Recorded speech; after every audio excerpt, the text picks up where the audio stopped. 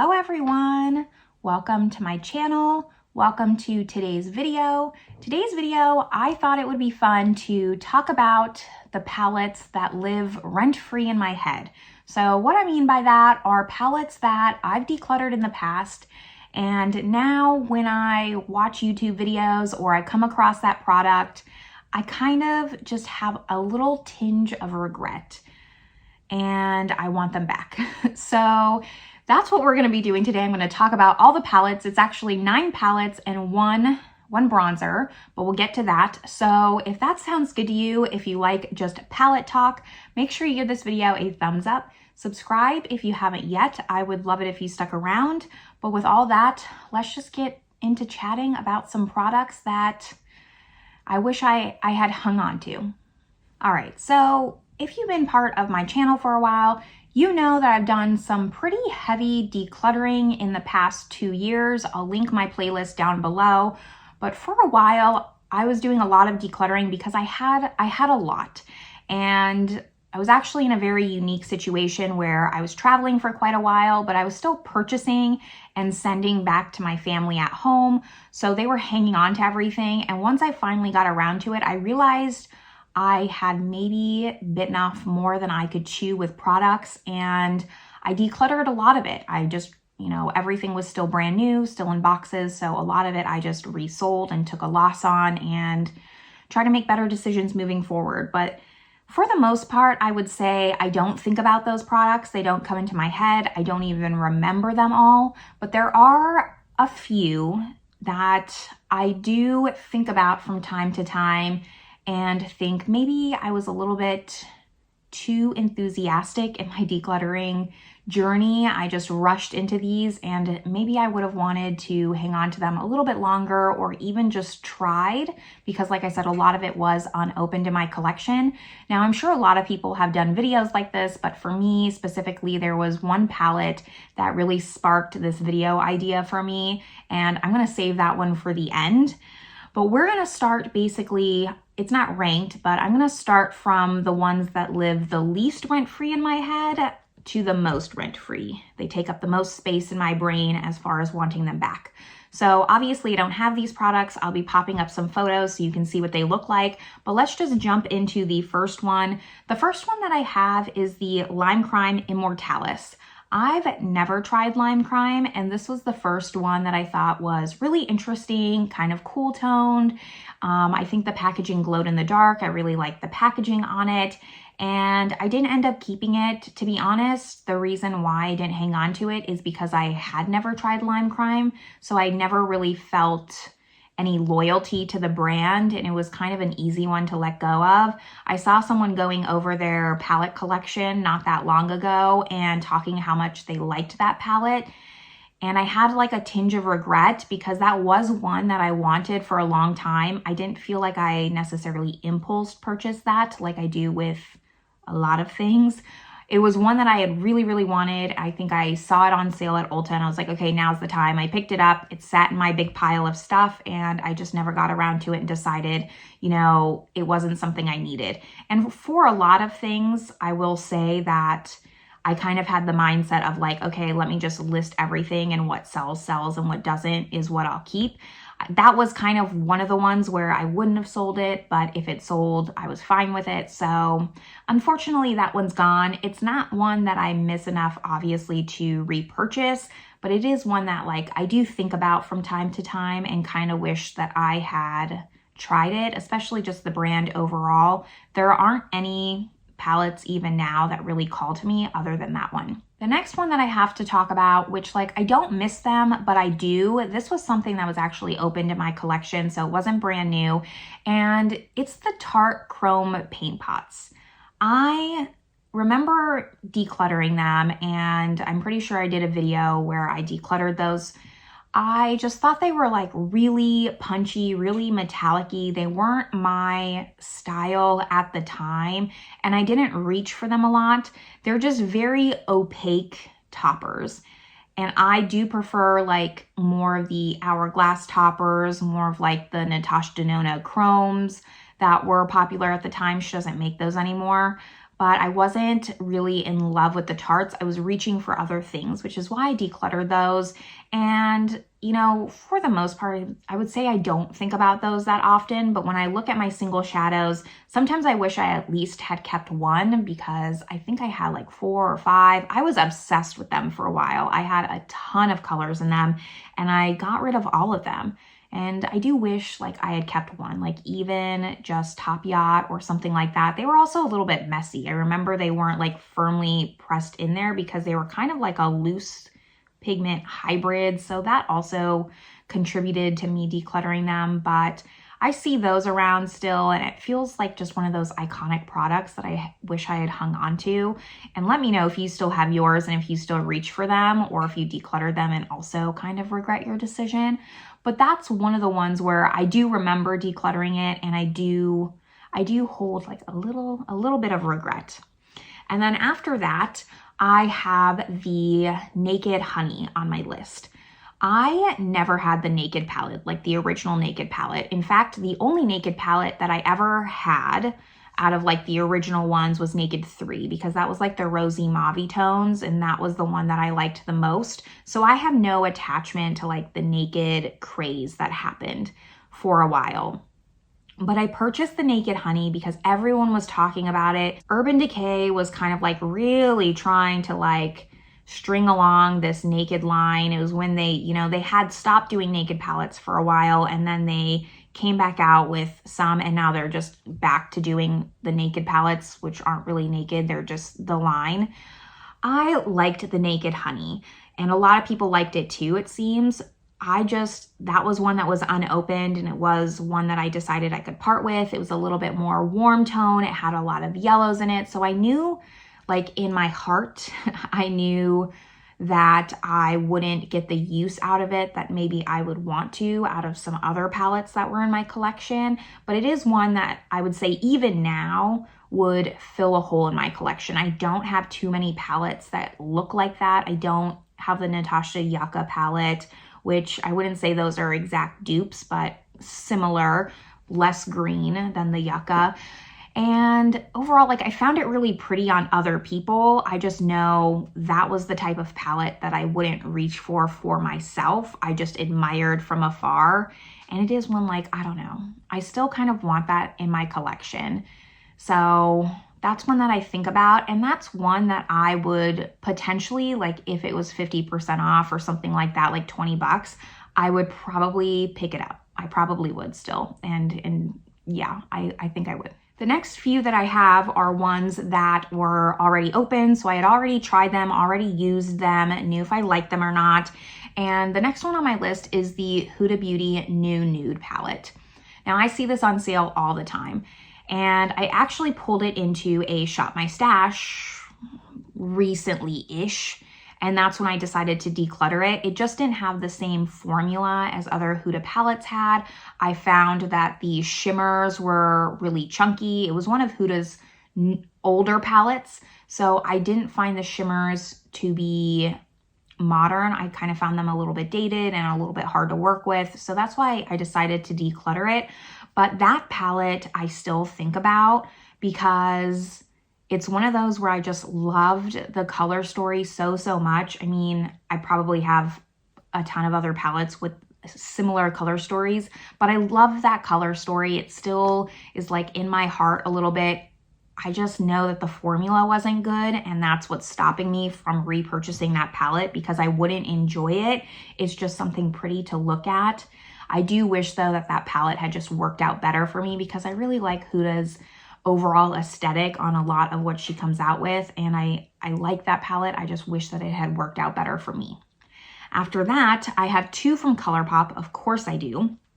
And the first one that I have is the Limoncello palette. Now, this one causes me super FOMO because for whatever reason, a lot of people always have this palette as like their top 3 ColourPop palettes, their top 5 ColourPop palettes. It's always ranked really high and it's been discontinued for a while. But I decluttered that, not because the formula was bad, but I just didn't really jive with the color story. It was like a little bit off to me. It fit the theme very well, I will say that, but the yellows, the blues. The blue was too colorful. Yellow's not really my color that I like to wear on my eyes. So I ended up decluttering it, and I stick with that. I don't want to use that palette, but I want it because everyone seems to just really have this infatuation with this palette that I just like don't understand. If you have that and you love it, or actually if you have it and you don't love it, or you decluttered it, then I want to know, because I would like to know that I'm not the only one that wasn't really in love with that palette, because I mostly just hear people all the time, like even recently, talk about how that's like their favorite ColourPop palette. And for me, it just wasn't. The other ColourPop palette that I had and decluttered was more of like a logical reason, and it's because it was too big. It was the Stone Cold Fox palette. I had like 3 or 4 of those mega palettes from ColourPop. Stone Cold Fox was my favorite. I even talked about how much I liked that palette, but I, at the time, was just so sick of big palettes, and that was the reason why I decluttered it. To be fair, I have a lot of cool tone palettes in my collection. So again, like logically, I was like, okay, this color story is a little bit redundant. Plus it's big. I hate reaching for it because it's always at the bottom of all of my palettes in my drawers back there. So I never really reach for it because it's just a hassle to get to. So I ended up decluttering it. And again, like it's one that seems to be everyone's top favorite ColourPop mega palette. And part of me like still wants it back. I've even considered, if ColourPop has like another sale on their mega palettes, which they will eventually, I mean, let's be honest, picking that up. But I'm gonna try and hold strong and not do it because the same reasoning applies. It's just too big of a palette for me. I don't like big palettes. And being honest with myself as well, like I don't need that many shades of cool tones. There are like there's a lot of repetition in that palette. It could be condensed down. So it's definitely not one that I need, but it's definitely one that like I already had it in my collection. I already had it open in my collection. So I wish I still had it. I wish I still did, to be honest. It seemed like a really good staple neutral cool tone palette, and I should have maybe, that was before I'm a lot more into eyeshadow now than I was back when I was doing those declutters. So had I kept it for maybe even 6 months longer, I don't think that I would have decluttered it. I probably would have kept it. So I go back and forth on that one all the time. It lives rent-free in my head. Like I said, we're going from like least to most. So we're really getting into the ones that I super, super regret decluttering. The next on my list are the Kaleidos Futurism palettes. Now there's a few reasons that I regret this. One, because Kaleidos discontinued them. And at the time when I decluttered them, to be fair, I knew that they had discontinued them. However, I decluttered them similar to Stone Cold Fox. The packaging was so annoying to me. It wouldn't stay open, and the flaps always fell back down. That was the main reason I decluttered them. I had the Futurism 1, 2, and 3. I really enjoyed the Sci-Fi Green, and I really enjoyed the Astro Pink, I think it was called. The bronze one, like the ready one, I think that was the first one. I could have done without that one. I could have decluttered that one, it was fine. I mostly think about the green and the Astro Pink with like those perfect little neutral browns and then the pink color. I did not know at the time that the pans were magnetic in those palettes. And that is what like eats me up inside at 3 o'clock in the morning, because had I known that those pans were magnetic, I would have taken them out and saved them, and it would have been just completely changed my life. I hated that packaging so much that even though I liked the shades and even though I liked the formula, I just couldn't deal with that packaging. And yes, like in retrospect, I could have like dug it apart and taken it out and depotted it, of course, but I'm a lazy person and I just didn't want to do that. And I figured if someone else was going to love it, they were going to love it and just let it go because I have so much. But that one really gets to me. It really gets to me a lot because I saw a comment, someone commented on that after my declutter went up, and I had already decluttered it. I had already found someone who wanted those palettes. and it hit me hard. It hit me right in the heart there. So those are palettes that I wish that I had if Kaleidos came back out with them, which it seems like a lot of people want them back. So I'm holding out like 15% hope that Kaleidos will do a release and re-release them. I would probably pick them up again and just discard the packaging. The next one that I have to talk about is one that I know that I made the right choice decluttering because it was so old. I mean, it was the oldest palette in my collection. I just wish that I had hung on to it for nostalgia reasons. I kind of went into like this extreme of, you know, I was on the extreme of just picking everything up, buying all the new makeup, everything. And then I had like a period where it was just like the pendulum swung the other way and I was just decluttering everything, like get it out of my life. I don't want to be like this anymore. And now I'm kind of finding my middle ground. But this palette is the Dior Nude Pink Design Quint. So the reason that I regret decluttering this is not because like it was usable. It wasn't usable. It was old and you could tell it was old. I did even a video for Halloween one year using my oldest products, and that one was the eyeshadow palette.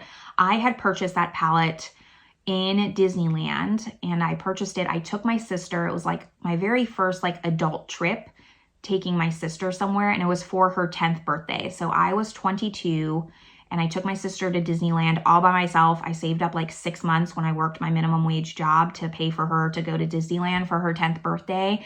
And I had a little bit of extra money from my budget left over, and I picked up that Quint in Disneyland in the Sephora there. And she was 10, she's 22 now. So that's how old that palette was. And it was definitely loved. It was definitely used. I loved that color story so much. But I decluttered it because it was old. I tossed it, and I really wish that I had just kept it and put it in my makeup memory box. I kind of thought it was silly at the time to have a makeup memory box. Like, why would you just keep a box of products? But now I do have one, and I'm very particular about what goes in there. Like, it has to be very special for it to go in that box. I don't just like, you know, if I had the Naked palette, I wouldn't put that in there for nostalgia. Like, it has to be really special, tied to a special memory, and I wish I had it still to put it in that box. I only have 2 or 3 things in there, but it would have been nice because it was one of my just very first eyeshadow palettes and one that held like a very special memory to me. At the time that I took my sister on this trip, it wasn't just like, oh, we lived close by and I'm taking her to Disneyland. I lived in Arizona by myself, and she actually lived in France still with my family. So I had to pay for her plane ticket to come to Arizona. I had to pay for us to drive. I lived in Arizona. I had to pay for us to go to Disneyland, do all that. And it was a really fun trip. I just felt very adult taking her on that trip. So there's a lot of like pride that I have from that, and just all the dedication that I went to really trying to make that happen. So it holds good memories. And yes, like I have the photos and everything, but I kind of wish that I had like that tangible palette yet, because I remember going in and figuring out what I wanted to pick out for myself as my souvenir, and that's what I picked out. Okay, 2 more things to go over and we'll wrap this up. The next one is actually the only non-palette, but it had to be on this list because I think about it all the time and I don't know why. It is the Tarte Park Avenue Princess Bronzer. I don't know why I decluttered it. I think because I just had so many new bronzers that I wanted to try, and that was, again, it was old. It was one of my oldest bronzers. I'd used it quite a bit, so I kind of felt over it, like it wasn't the new shiny thing. But I really love that bronzer. And I could go repurchase it, but my bronzer drawer is so full, I just can't justify it. I am trying to be a little bit more of a conscious consumer. But that's just like one of Tarte's most popular products, and for a reason. And I kind of just wish I had hung on to it, because I know I'm not going to repurchase it, but it's gone now. So like, I had it. I could have just not made that decision, that one decision that changed the course of my life forever, but I did, and now I don't have it anymore. And I do think about it, and I think about all the times that I used to use that bronzer when I had a much smaller collection, and I kind of wish I could just go back to those days. So I do think about that bronzer a lot, and it's the only just non-palette thing that first came to mind when I wanted to do this video. So I think that that says something. And the very last product that I have, the palette that gave me the idea to do this video is the ABH Norvina palette. I pulled this into a Shop My Stash, one of my very first Shop My Stashes when I started that series. And I said, you know, I lusted over that Norvina palette. I wanted it so bad. I finally got it, and you know, the color story is just not for me. But just like those other palettes, some of those other ones that I talked about, I just wasn't into eyeshadow as much as I am now. And I thought about that palette so much that I repurchased it. I did. I know you can't get this anymore. I found like a brand new one on France's version of like Macari. So I did end up buying a brand new one that hasn't been touched, and I recluttered it in because I missed it so much. Now, looking at this palette here, it still is not like 100% my perfect color story, but I love the purples, and I think I'm gonna play around with it. I haven't yet. I wanted to wait to do this video first, but I think the warm tones kind of threw me off here. It was just a lot more colorful at the time than I was used to. I was very much a neutral person, very much not into color. Like you can see now, like I never would have done something like this 2 years ago. Never ever in my wildest dreams would I have put like a multi-chrome blue eyeshadow on. Never. So I have high hopes for this. I'm hoping I don't double regret it, that I repurchased it again for the second time. But I've been thinking about this so much. It's the #1 palette. I see a lot of people use ABH palettes as like pan my eyeshadow palette or something like that, because ABH shadows are typically easier to hit pan on. And every time I saw that palette in a video, I was like, man, I just really miss that eyeshadow palette. I wish I hadn't decluttered it. I wish that I had tried a little bit harder to make it work for me. So that's the reason why I purchased it. And that's the reason why I decided to do this video and just kind of talk about all the palettes, all the things that I think about from time to time. Some of these, you know, we had a good run. I did have a good run with that Dior palette. I had a good run with that Tarte bronzer. I wish I still had them, but at least we got to spend some time together. It wasn't just as long of a love affair as maybe I would have wanted. Some of these were just, you know, purchased them like I thought about. We had a crush, but I never cracked into them, never opened them, and then just passed them along before we got too deep into it. But I would love to hear just your comments down below. Did you ever declutter something and then wish you hadn't? And then did you repurchase it again like I did? I would love to hear what those products are, if they have a story behind them, like my Dior palette. Let me know all your thoughts down below, but this is where I'm gonna leave you all. I had a lot of fun doing this video, but I will see you in the next one. Bye, everyone.